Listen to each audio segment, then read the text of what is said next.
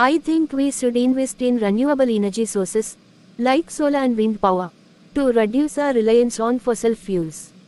So you want to get rid of all fossil fuels immediately and go back to living in caves?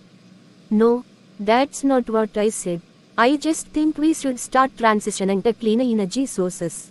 But what about all the jobs that will be lost in the fossil fuel industry? You want to just throw those people out of work? I didn't say that either. I think we can create new jobs in the renewable energy sector to offset the losses. But what about the cost? You want to just raise everyone's taxes to pay for these expensive new energy sources? Actually, studies have shown that investing in renewable energy can save us money in the long run. And besides, I didn't say anything about raising taxes. Well, it's clear you just want to push a radical environmental agenda without thinking about the consequences. That's not fair. You're misrepresenting my views and exaggerating the potential consequences. Can't we have a reasonable discussion about this? No, because you're just too extreme. Again with disagreement and exaggeration, this is straw man showdown.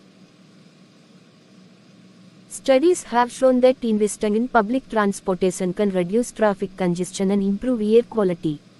Therefore, we should allocate more funds to public transportation. Well, it's no surprise you'd say that. You are just a naive idealist who's never had to worry about paying taxes or running a business.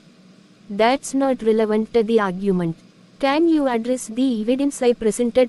Evidence? You call that evidence? You are just cherry-picking data to support your liberal agenda. I'm presenting peer-reviewed studies. Can you refute them with credible sources? You are just too close-minded to consider alternative perspectives. You are a typical elitist academic who thinks they know better than everyone else. That's an ad hominem attack. You are trying to discredit me personally instead of addressing the argument. I think we need to address the issue of climate change, but we also need to consider the economic impact of transitioning to renewable energy sources. We can't just switch overnight, but we can start taking steps towards a more sustainable future. So you are saying we should just do nothing about climate change because it's too expensive? No, that's not what I said. I'm saying we need to find a balance between addressing climate change and considering the economic implications. But it's either we take drastic action now or we do nothing. There's no middle ground. That's not true. We can start by investing in renewable energy, increasing energy efficiency, and implementing policies to reduce carbon emissions. It's not an all or nothing approach. But if we don't take drastic action, we'll never solve the problem. You are just being naive and unrealistic. I'm being practical and recognizing the complexity of the issue.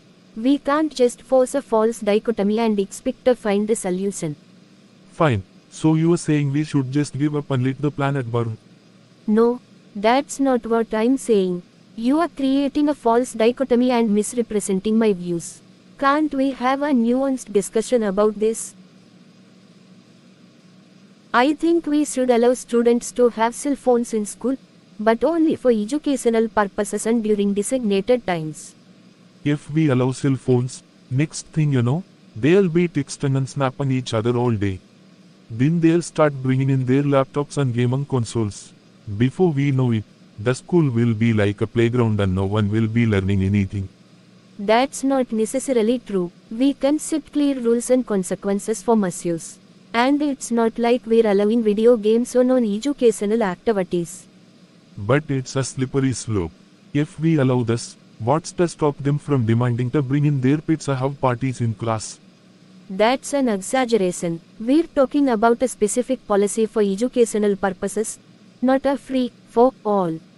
Can't we just focus on the issue at hand? You're not thinking about the long-term consequences.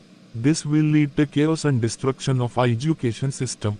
I am thinking about the consequences, and I believe we can implement this policy in a responsible way. Can't we have a rational discussion about this? I think we should try a new approach to our social media campaign, focusing on niche audiences and personalized content. But everyone else is doing influencer marketing and viral challenges. We should just follow the trend and do what works for them. Just because it works for others doesn't mean it's the best approach for you is. We need to consider our specific target audience and goals and moreover what's different and unique in our brand. But all the big brands are doing it. If it's good enough for them, it's good enough for you is. We don't want to be left behind. That's not a good reason to adopt a strategy. We should focus on what works best for our unique situation, not just follow the crowd. Engagement and buzz aren't the only metrics that matter. We need to consider the quality of our content and the value it provides to our audience. But think about all the engagement and buzz we'll get from jumping on the bandwagon. It's a proven formula for success. We should go on target customer specific ad, and I think this approach is better than bandwagon.